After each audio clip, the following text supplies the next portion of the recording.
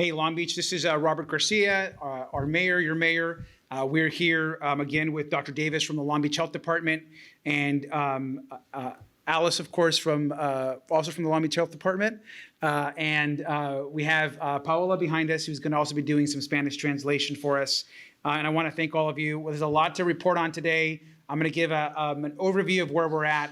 And then we're going to have Dr. Davis also get into some specifics about how we're moving forward. And there's a lot to report that's happening at the state level, which I want to be able to clarify today, talk about what you can expect in the days ahead, and then answer any questions that the media might have or the public, especially as it relates to what's happening next. So this is May the 4th. May the 4th be with you for those that celebrate today as well. And I want to begin by just giving the overall numbers. So we have a total of 768 positive cases in Long Beach. That is a number that we should expect to continue to increase. And we are doing dramatically more testing. We have the capacity now to do over 1,000 a day. And so that number is a reflection of us testing a lot more and making sure that everyone that has a symptom is being tested, making sure that even if we don't have people that are symptomatic but are essential workers and are grocery workers or nurses, they're getting tested. And so that number will increase, and that is a good thing. We want to test everyone, but of course we want to keep and watch that number as those continue. Of the 768, about 475 have recovered. And so that is also a good sign that there is recovery happening. And so we do know that there's still folks that are at home self-quarantined, but many, almost 500 of our total are nearing recovery, and that's a good sign for Long Beach. And we are still at 37 deaths. You may have noticed that there have been days in the last few days where we haven't reported deaths, or we've reported one. That is, I hope, a good sign of where we're headed in the future. But again, we will expect that number to change, and our love and support go out to all those families. But that's also something that is critical for us to report and to maintain. So from a data perspective, I want to also share that currently we have 42 individuals that are hospitalized today.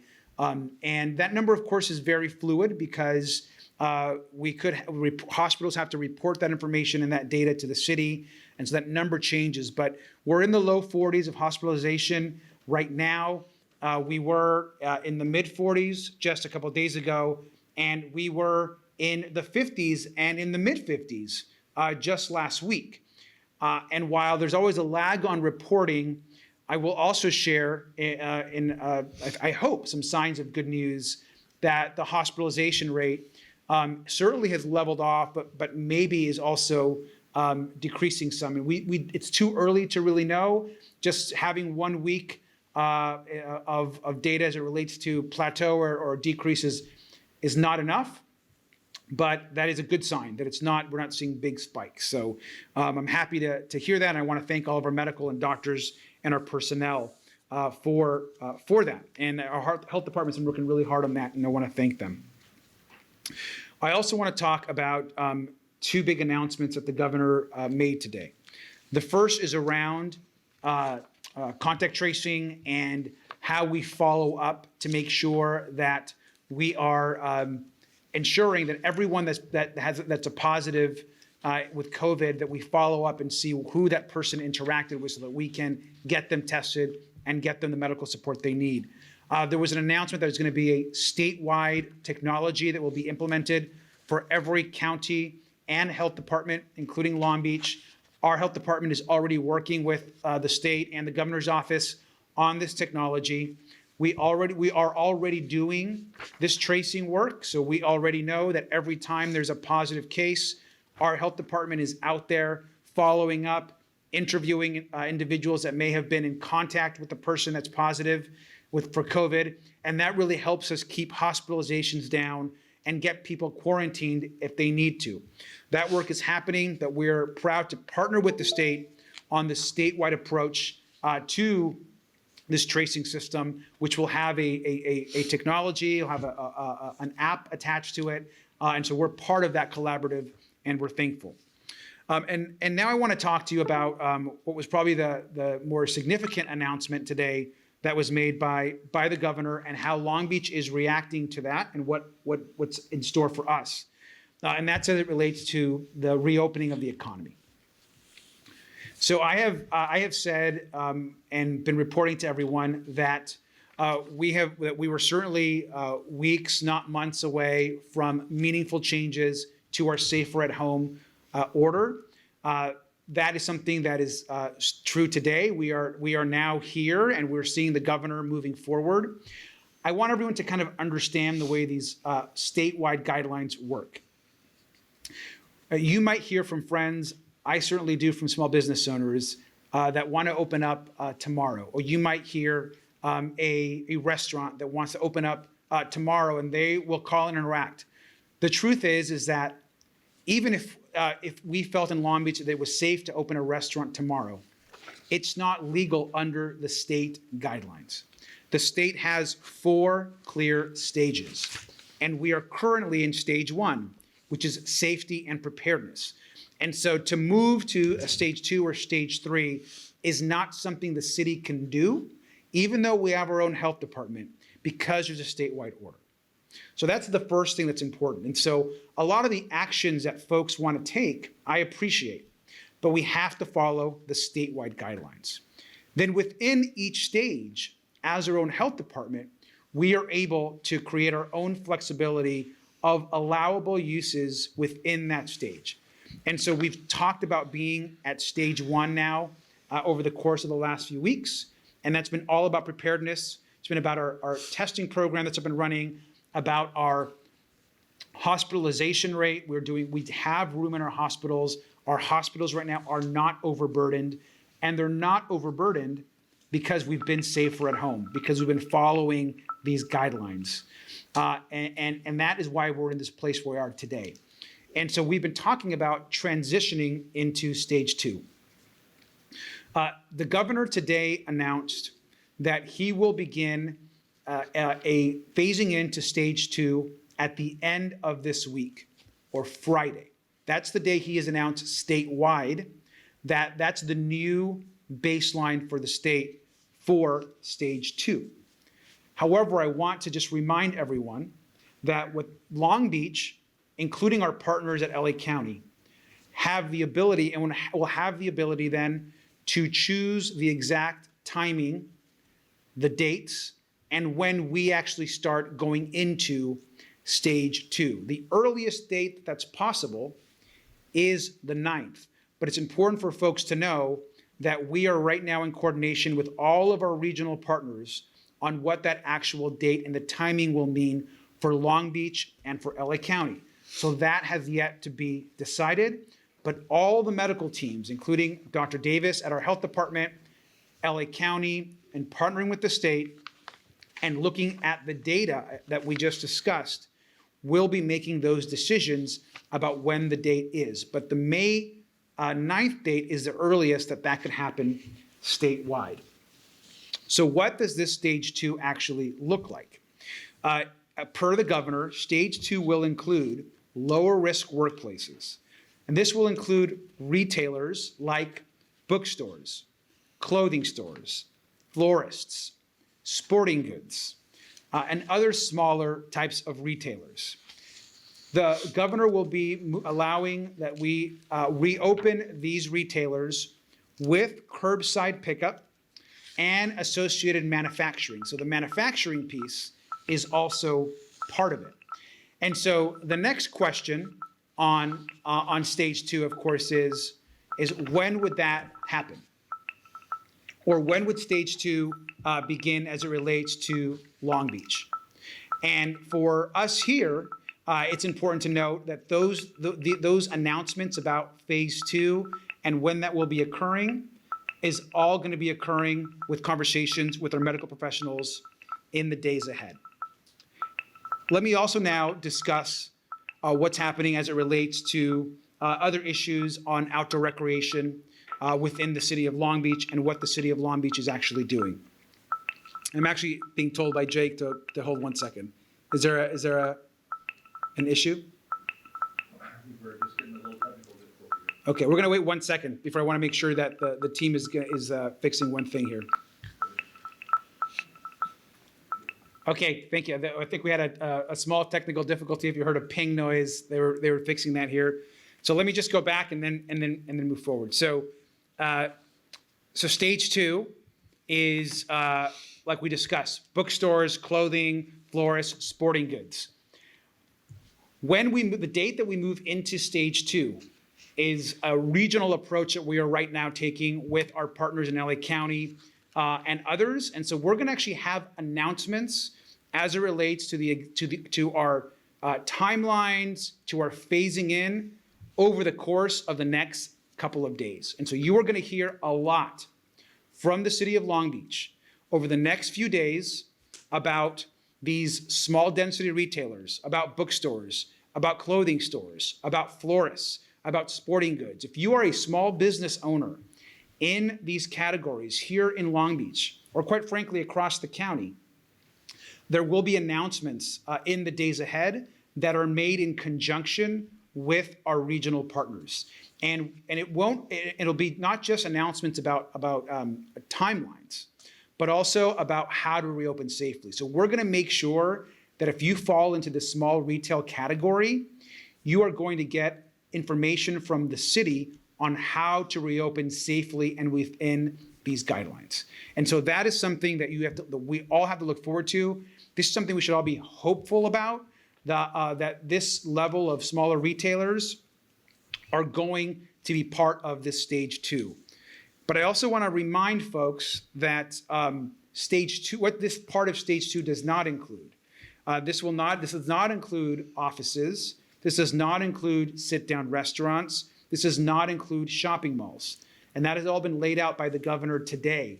And so if you are in those categories, those are going to come a little later.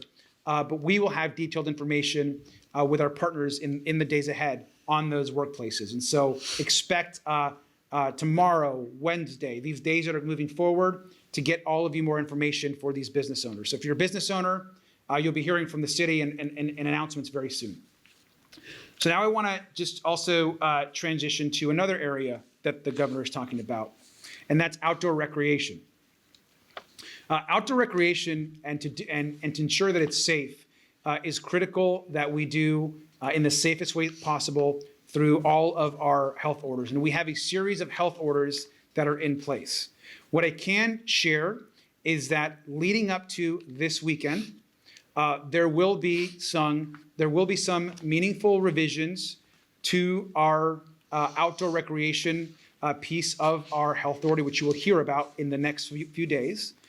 Currently, the governor has laid out a variety of activities that are allowable today as part of the statewide order as it relates to outdoor recreation. Some of those activities that he has laid out include cycling, include hiking on trails, include golf, include table tennis, singles volleyball, obviously some things that we're already seeing like walking your dog and so forth. And so there's a long list that include outdoor recreation, and I can share with you that there will be adjustments to our safer at home order as it relates to outdoor recreation leading up to this weekend. And so if you're looking and thinking about what's going to happen this weekend, we will have announcements over the course of the next few days on some meaningful adjustments. And then as it relates to stage 2 adjustments, which are the broader retail categories, those are all being made and discussed with all the health officers as a regional partnership that you'll also be hearing about over the course of the next few days. We would love to have more details for everyone, but the truth is there's a lot happening every single day. And so this is something that you will see evolve over the next few days on these very specific areas on reopening. And this aligns with the Reopen Long Beach recovery group that we have. That group has already submitted its first initial recommendations I believe those will be going to, they believe they were submitted today or yesterday, and those will be going to the city council tomorrow. And so we are at the point where we are taking this next step because we believe the data has led us there. Let me also just, before I turn this over to Dr. Davis, and then we'll also answer some questions, let me also just share that it is also Firefighter Appreciation Week, and today especially, we want to honor all the firefighters that are out there. Our firefighters are doing enormous work, not putting out fires during this pandemic, but also the incredible work of working at our testing facilities, with our paramedic units on the coast, making sure that things are safe. And so to all of our firefighters that are out there working incredibly hard, thank you. And we just appreciate all of the work that you're doing. So with that, let me turn this over to Dr. Davis, who will have some more updates. Dr. Davis. Thank you, Mayor. Good afternoon, everyone. So I'd like to start off by honoring Mental Health Awareness Month. As we move into the beginning of another month of our Safer at Home order, we want to thank you for your cooperation in following the order in a responsible way. We know it's not easy, and we know that at times it can feel stressful, but we truly feel that our physical distancing is making a direct impact on slowing the spread of COVID-19 in Long Beach. While we acknowledge these positive impacts, it's also important to talk about the potential negative impacts on our daily lives and emotional health. COVID-19 presents us with challenging circumstances we have never experienced before.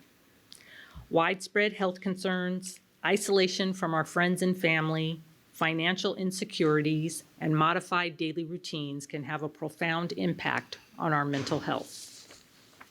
Some days are easier and harder than others. And it's important to develop healthy methods of coping with the influx of stressful factors. And as May is Mental Health Awareness Month, I'd like to share a few reminders on how to manage stress and maintain your emotional health during this uneasy time. First of all, get lots of rest and try to eat plenty of fruits and vegetables. Keeping a healthy body can help maintain a healthy mind. Get regular exercise. This helps your physical as well as your emotional health. It can help treat depression and anxiety. Meditation can be helpful for managing stress. And last week, the LA County Department of Mental Health announced that all LA County residents have free access to Headspace Plus, which offers science-based guided meditations in English and Spanish, as well as mindfulness and sleep exercises to help address stress and anxiety. You can go to headspace.com/LA County to access a free subscription.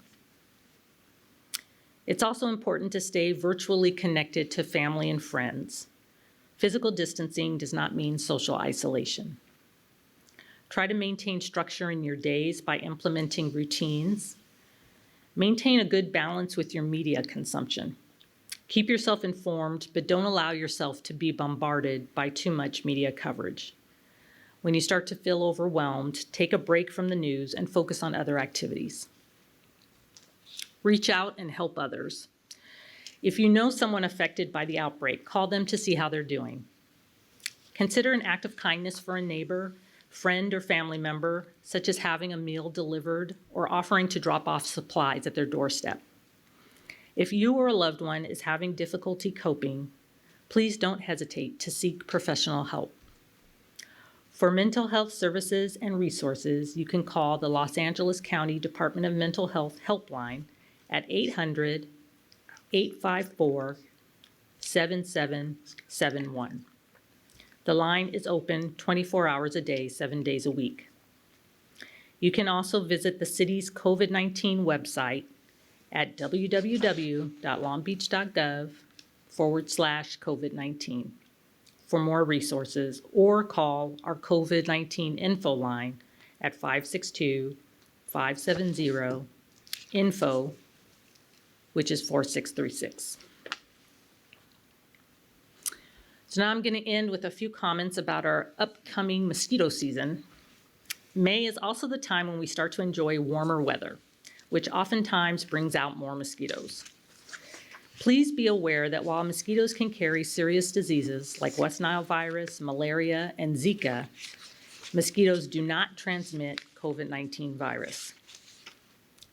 It's important at this time to concentrate on eliminating breeding sites around your house by dumping and wiping any containers with standing water. And if you're seeing large amounts of mosquitoes, or if you're being bitten during the day, you can report it to the health department by calling 562-570-4132 or online by visiting our website at www.longbeach.gov/health. Thank you. Thank you, Dr. Davis. Why don't we go ahead and answer some questions, and then we will do our Spanish translation with Alice at the Health Department at the end of the question. So, Jake. All right, Mayor. This first question is from Kelly from the Long Beach Post. Go ahead, Kelly. Yes, hi. We've seen some of the beaches in Orange County planning to reopen for exercise, and I was wondering if Long Beach is, you mentioned outdoor recreation, if you could just give a little more details. Is Long Beach considering possibly reopening the beaches and bike paths for exercise by this weekend? And also, Dr. Davis, some people have been asking about if they should be wearing masks while exercising outside. So I was hoping you could give some guidelines for that. Why don't I have Dr. Davis answer the question on face coverings first? The important thing about wearing face coverings is if you're going to be within 6 feet of another person. So if you can ensure that you're not going to have that happen while you're exercising, then a mask isn't completely necessary. However, if someone is going to be kind of in your airspace, if you will, then it would be important to wear a mask or a face covering while you're exercising. Great, and let me just to reiterate. So what I can share, because it's still in development, is that leading up to this weekend, there will be some meaningful revisions to the outdoor recreation piece. But that is right now, there are conversations with our regional partners and the state as it relates to outdoor recreation and what that would look like to be done in a way that's safe. As people are aware with beaches, beaches continue, and what happens here affects the next city over and vice versa from a county perspective. So we are coordinating and talking to our partners, some of the cities down south in Orange County, as well as LA County. So the beach conversation is happening, and we saw what happened with the governor. And so we are not going to get ahead and do the wrong thing by making our beaches unsafe places. But the broader scope of outdoor recreation, of which we understand that our beach bike path and our beach trails, those are important pieces for people. We hope to have some meaningful announcements over the course of the next couple of days on the outdoor recreation piece. So if that's of interest, I think that by the time we get to this next briefing, we'll have a lot more information on that. All right, the next question from the media is from Phil Zonkel. Phil, go ahead. Hey, this question is for the mayor. Can you hear me okay? Hello? Yes, go ahead. Okay, we had some problems in the past. There's an item on tomorrow's city council agenda related to COVID-19 in terms of the council will vote on giving a $2.1 million loan to the Aquarium of the Pacific. Up until this point, the aquarium's board has not allowed the public or the media to attend their board meetings. Because they're potentially going to be receiving $2.1 million in taxpayer funds, do you believe a condition of that loan would be they should allow their meetings to be public? So I think the question was, it's still cutting out. I think the question was about the Aquarium of the Pacific receiving a loan from the city and whether or not the board meetings of the aquarium should be open to the public. I think that was the question, right? It sounded like the question. Yes, sir. To be very honest, I'm not aware of all the rules of the Aquarium Pacific. I believe is a nonprofit, is a nonprofit board, and so I believe the city has representation, or there is public representation on the board. But I'd have to get back to understand the full scope of what the board's bylaws are, bylaws are. As it relates to the loan, I absolutely support ensuring that we maintain the aquarium as a place for research, education, and tourist activity that it currently is. And so the aquarium right now, like a lot of other attractions and places of educational opportunity, are suffering because of COVID. And we've got to make sure that we maintain and take care of all of the animals, wildlife that are in our care. And so I imagine that's part of what's on the agenda tomorrow. And I'm sure the City Council will have a robust debate about it tomorrow evening. All right, that looks like it from the questions that we've received from the media, and obviously we're getting a stream of questions relating to our Facebook following, and I just wanted to follow up with some of these.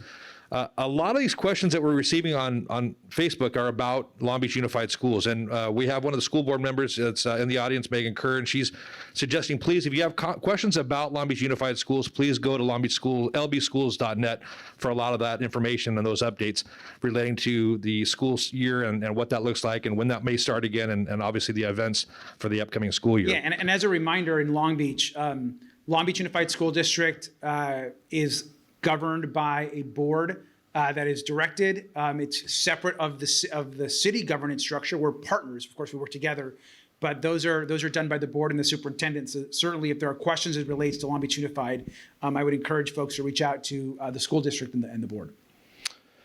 Dr. Davis, one of the questions that we get here about is the numbers that we're talking about. Do those include the Long Beach VA as it relates to Long Beach residents and some of the numbers that we're reporting? If the person lives in Long Beach, then they're captured in our numbers. If they live in another jurisdiction, then they would be captured in their numbers. Okay, great. Thank you.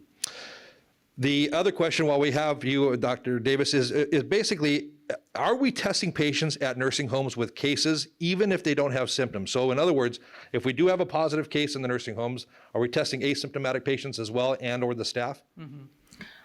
Thank you for that question. So that has been one of the expansions of testing that has been happening throughout the state, and Long Beach is doing that as well to aggressively manage the outbreaks that are happening in long-term care facilities. We are testing asymptomatic residents and staff. This helps us to better cohort positive individuals, so have them all housed together, which is really important to prevent spread. And it also helps us to have the staff be able to isolate and not be working while they're positive. And Dr. Davis, the other week you gave a fantastic example of the different types of tests that we do. And I think there continues to be a lot of questions relating to the tests. Would you go through those tests again and the various differences between the tests that they're seeing in a testing drive-through program versus something where they're identifying an antibody test or something along that line? Could you just give a brief summary of that again for our viewers? Sure. So right now there's two types of tests for COVID-19. And one is the PCR. It's also known as a molecular test. And that test is actually, we use it to diagnose COVID-19, and it's actually detecting the genetic material of the virus. So that means it's very sensitive. It will pick up any genetic material. And so we get that genetic material with either a nasal swab or an oral pharyngeal specimen, so your throat. So either your nose or your throat is where we get that material, and then we check to see if the virus is there. So that's how we diagnose.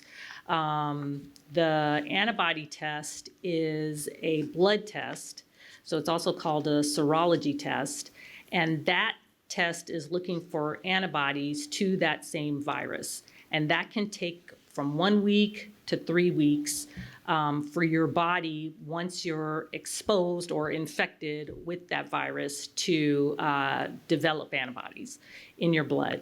And so that is a newer test than the PCR, and so we're still working out what the usefulness of that test is right now. because there's a lot of coronaviruses. So the COVID-19 virus is a coronavirus. There's 4 others at least that cause the common cold right now. And so that's one problem with this test, is that it can be falsely positive because it might be picking up those other coronaviruses that cause the common cold instead of the COVID-19 one. So that's false positives. And then it could also be false negative because it takes 1 to 3 weeks for your body to mount a response or develop these antibodies. And so if you test too early, then you could have a false negative. The other issue with the antibody test is we don't know. So you develop these antibodies, we test for them, we get a positive or a negative, and then we're still not sure that just because you have antibodies to the COVID-19 virus, that it is actually means that you're immune. So right now, which means you're immune and protected from getting reinfected with the COVID-19 virus. So even if we do get a result, we're still not sure what to do with it. We can't tell you like you're immune, you can go out and work, you can be around other people who might be sick. So right now there's a lot of research that's going on in that area to try to get to that. So its utility right now is really like testing a whole bunch of people in a community, like everybody in the city, let's say, and maybe you can kind of get an idea of who's been exposed to that virus. So there's a lot of research going on. I expect more positive things and better uses in the next week or two, but that's where we are right now. Thank you, Dr. Davis. One other quick question and follow-up to what you stated was genetic tests. Are they only, do they only diagnose active infections? So active infections. So what it does is, yes, so if you have had symptoms in the last, like say, week, you take a test, yes, you have an active infection. What can happen is that as you get better, it takes a while, like your body has to kind of expel this dead virus and these virus fragments. So it could be that you will stay positive, let's say 3 weeks after your symptoms started. So now you feel fine, everything's fine, but if we tested you, it could be that you might still be positive. So I'm not quite sure if that's what the question is asking, but if we test you early on, like within the first 7 days, for instance, of your symptoms, or even, before you've become symptomatic, then we would say, yes, this is an active infection. But say you were symptomatic 3 weeks ago and you're positive now, that could be your body is healing and you're just kind of getting rid of the dead virus and all the little virus fragments. Great. Thank you, Dr. Davis. We'll move over to the mayor and some of the questions here. There's a lot of question relating to helping us define what small retail is in a shopping mall. And people have asked the question about, is the Pike considered a shopping mall? Does small retail mean a small building, or does it mean it's a limited amount of clients visiting? So there's concern a lot of different questions about small businesses, mom and pops. They're the ones that are really struggling through this. Can you shed a little bit more light onto that phase, in addition to what we can do to support some of those businesses? Sure. I think the important thing to know is that obviously the governor just made this announcement today, and he was very clear that the details of the announcement will be out on Thursday. And so he did note that over the next few days there'll be more information, but Thursday is when there will be the statewide order should be out that will really give detail to when openings can kind of restart on Friday. Now, not all openings are going to happen Friday. This is to start the process will be Friday statewide. And as a reminder, like I said earlier, every county and jurisdiction will be different. The Bay Area, for example, have already extended their orders much further. LA County, Long Beach is having conversations about what date works for us. And he has encouraged other more rural counties, for example, counties very northern part of our state that have maybe very few cases, they would be able to begin the process rather quick and sooner. So those are all the things he discussed today in his press conference. What he did make clear was that the types of small businesses that would be allowed to begin to reopen are essentially small retailers. And the examples were bookstores, clothing stores, florists, sporting goods, those types of retailers that are the mom and pops that we're talking about. These are the types of stores you would find on 2nd Street, in Bixby Knolls, in the downtown, in across our city. These small mom and pops, which is where we have the most of in Long Beach, these stores will get guidance in the days ahead from Long Beach and the county, from the county and other places about what this phased opening would look like. But the governor has made it clear that it would essentially be curbside pickup, and it would include guidance on how to do that safely. In addition, manufacturing and supply chain would also be included in this lower risk workplace phase 2. And this is just the opening part of phase 2. So phase 2 could last 2 weeks, 3 weeks, 4 a month. We don't know how long all of phase 2. It could last more than a month. So we don't know how long phase 2 or stage 2 will last. But within that entire stage, there will be different levels of openings. And so the first part of stage 2 is going to be the mom and pops I just described. However, it'll be a curbside retail type of pickup. That is phase 2, this piece. What the governor made clear is not included are offices, restaurants. I mean, you can still do this, the pickup and the to-go, but sit-down restaurants. Shopping malls as indoor big shopping malls will not be included in this initial stage, but small independent stores you can walk into will be included. And so that is what has been put out today. But again, more information will be out on Thursday. As it relates to Long Beach, please remember, just because Friday, May 9th is the initial date, that's an announcement, that's a statewide announcement to start. Now what will happen is all the different counties and health jurisdictions will all begin to set their own timelines and their own dates based on our own medical data. And so Long Beach will look at our hospitalization data, our positive data, all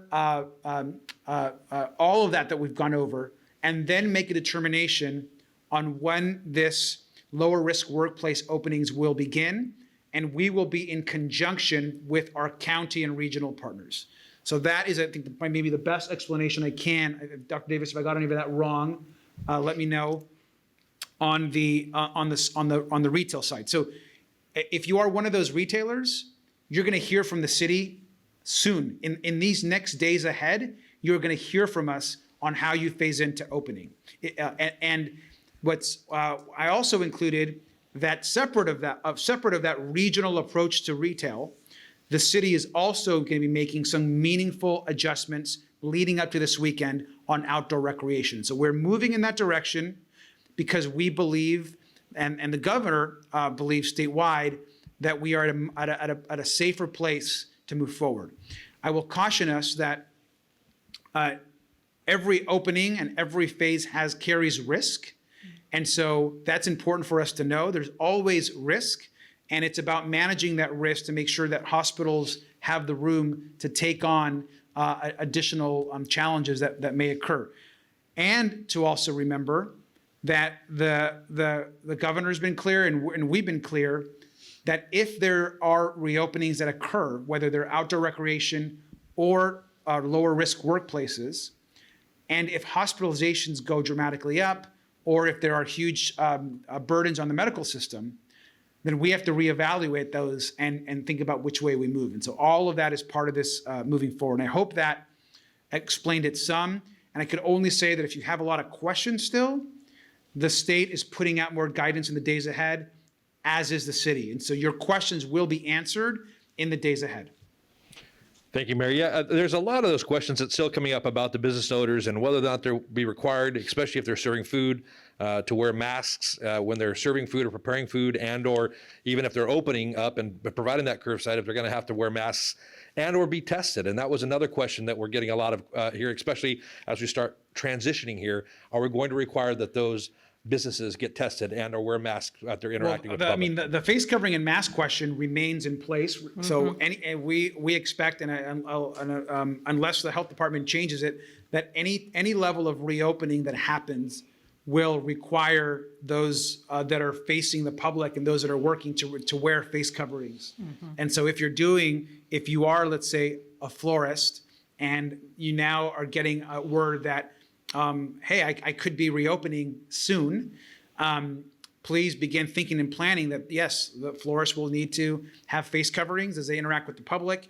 And by the way, just for all of you that are watching, please know that the health department will be putting out extensive guidelines for any business whenever they reopen. And so people won't just be left to guessing, but there'll be very clear guidelines as to this is the right way to reopen. This is how to do it safely. This is how many people can actually be, adjacent to your business or eventually in your business. And so that will all be coming from our Long Beach Health Department. Great, thank you, Mayor. Obviously, we're getting ready. We talked about street sweeping tickets. We've talked about all the things we've done with regard to parking and supporting people in need. Can you elaborate a little bit more on what that looks like in the next coming weeks? Well, we've extended the street sweeping citation holiday. I mean, that was going to be ending today, I believe, but that's going for another 2 weeks. And so we're asking people to begin moving their cars. And we are kind of putting warning reminders beginning today on cars saying, hey, in a few weeks, we are at a point in some neighborhoods where it's becoming a safety and health issue, not sweeping the streets. And so we're going to need to get there again. But if you can move your car, we have over 4,000 free parking spaces that we've identified for you to move your car in. At longbeach.gov, you can find the nearest one to your home. We need to get those cars moving, but we're not. We've extended the holiday, and so tickets were going to resume today, but we moved that for another 2 weeks so we can evaluate and give more people time.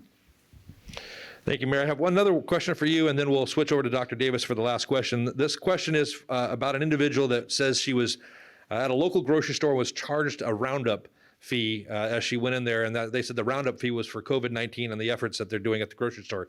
Are you familiar with this, or have you heard that before? I have not. That's the first I've heard of that fee or that being happening.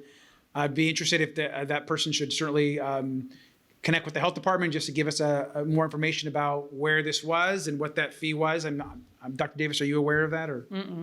And do we know the number that is it 1-800 like 4biz or something like that? Isn't that our business number? Yeah. If they certainly are welcome to call us at our 570 info line, and we can connect them with the appropriate resources. So we want to encourage people that if they do have additional questions, even if they have questions that aren't asked or either responded to on this Facebook stream, please call us at 562-570-INFO for that information. We'll do the best we can to support you. The last question for the day here is related to Dr. Davis, and this question is about as we're starting to transition back to work and looking at potentially opening up businesses, are those that are vulnerable, the people that are over 65, those with pre-existing health conditions, are they going to be required to go back to work? Are they supposed to go back to work? What's the guidance from you on that?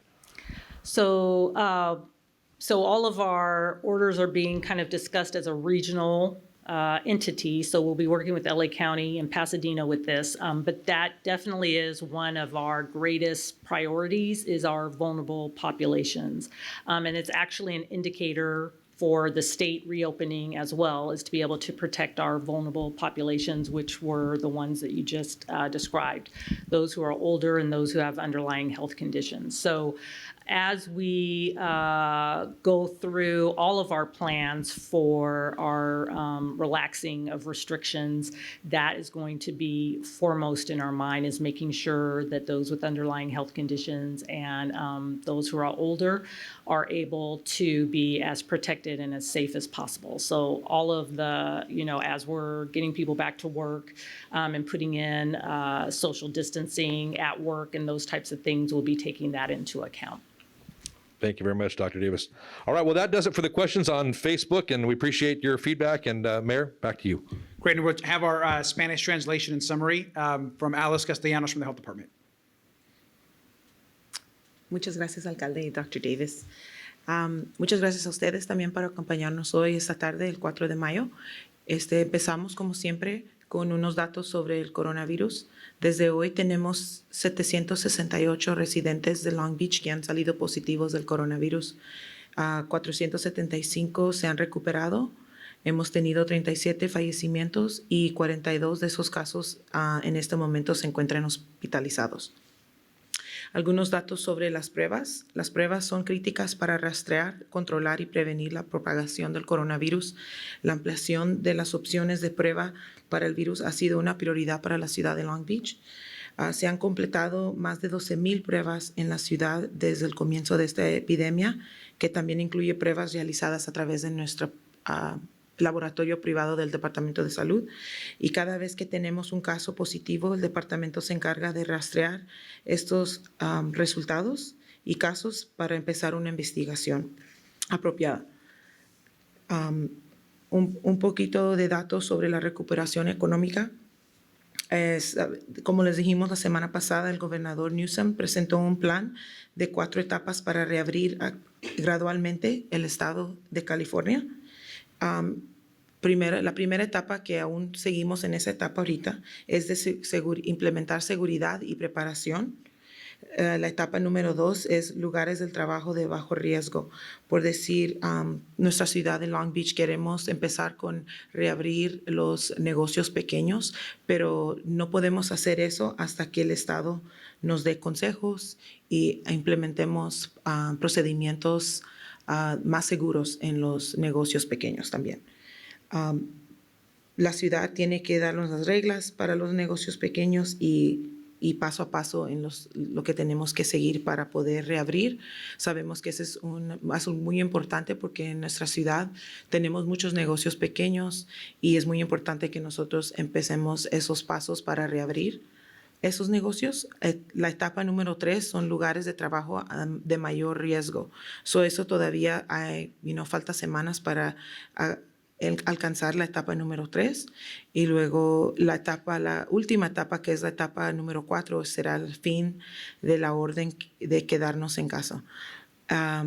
Como decimos, actualmente estamos en la etapa número 1 y estamos preparando para la número 2, haciendo que los entornos esenciales del lugar de trabajo sean los más seguros posibles. Continuamos desarrollando pruebas, rastreado de contactos, equipos de protección personal y capacidad de sobreatención hospitalaria a medida que avanzamos hacia la transición de la etapa número 2. En Long Beach tenemos la capacidad de probar a casi 1,000 personas por día. Nuestros hospitales del área han informado constantemente que ellos tienen capacidad para manejar pacientes adicionales. También queremos hoy que nos acompañen a celebrar el Día Internacional de los Bomberos. Hay un momento para que todos en el mundo honren los sacrificios que hicieron los bomberos y reconozcan a los bomberos actuales, anteriores, por su dedicación y servicio. Saludo a los actuales bomberos de Long Beach que continúan protegiéndose durante todo el año, los ex bomberos que mantuvieron seguridad de esta ciudad, los valientes bomberos que dieron sus vidas en cumplimiento del deber.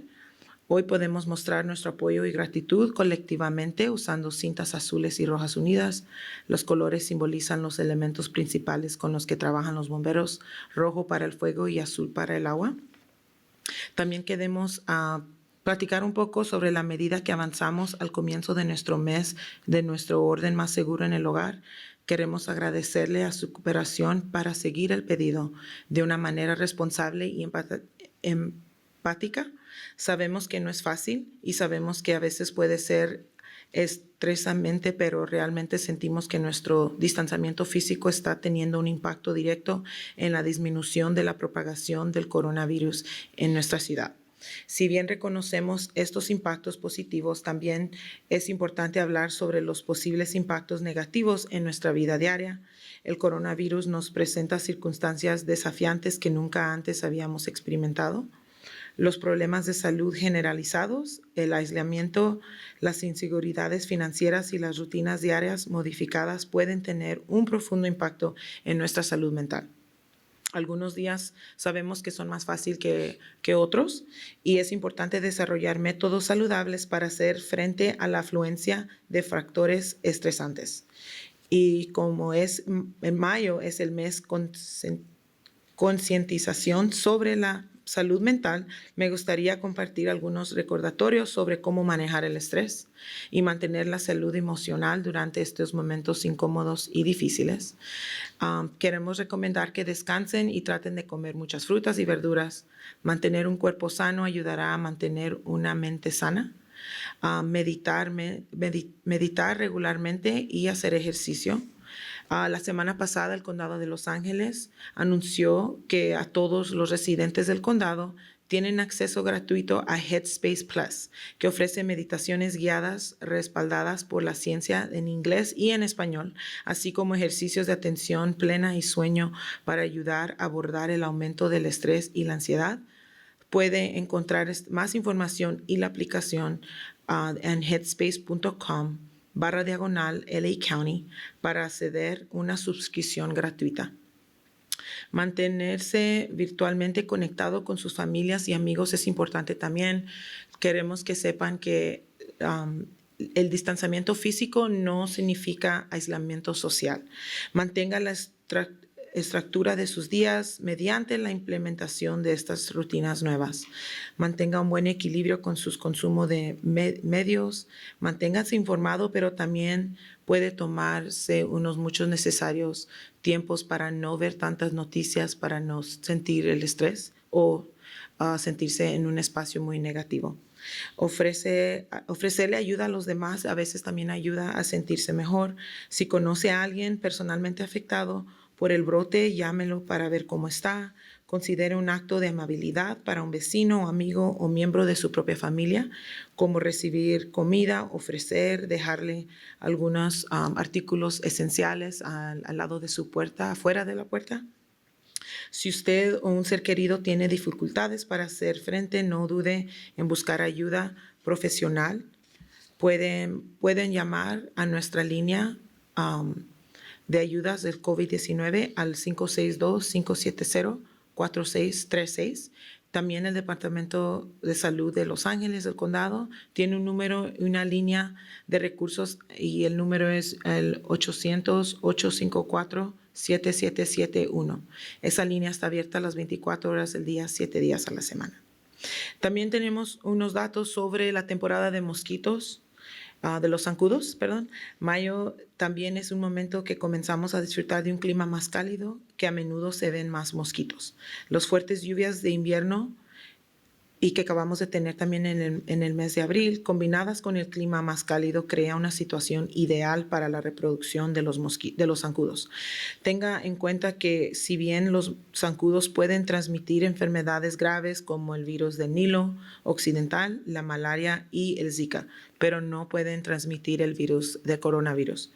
Siempre hay formas de protegerse y proteger a su familia, tales como vaciar los recipientes llenos de agua dentro y alrededor de su casa, asegurar que las áreas de juego relacionadas con el agua afuera se mantengan adecuadamente. Por ejemplo, si sus niños tienen piscinas chicas, siempre sacarles el agua después que las usen y que se seque bien, porque donde se mantiene agua, aunque sea poquita agua, puede llamar la reproducción de los zancudos. Limitar el riesgo de céspedes y plantas del aire libre. Debe seguir el horario de riego de Long Beach solo para regar sus paisajes los martes, jueves y sábados entre las 9 de la mañana o después de las 4 de la tarde. Si observa grandes cantidades de mosquitos o está siendo picado durante el día, puede informar al Departamento de Salud al número 562-570-4132 o en línea visitando nuestro sitio de web longbeach.gov/health. También tuvimos algunas preguntas sobre la abertura de los paseos de caminar, las playas, porque hay otros condados en la ciudad que los han abierto, pero nosotros queremos recordarles que no vamos a hacer eso antes de que el Governor Newsom nos dé permiso. Y es muy importante que si sí se abre en algunos lugares, es muy importante seguir practicando el distanciamiento físico y usando sus coberturas faciales. Es todo por hoy. Muchas gracias. Muchas gracias. Y gracias por mirar también acá cada los lunes, ¿qué días? Lunes, miércoles y viernes a las 3. So Monday, Wednesday, Fridays at 3 o'clock. And thanks again. And we're gonna have a lot more news on Wednesday about the next phase. So thank you.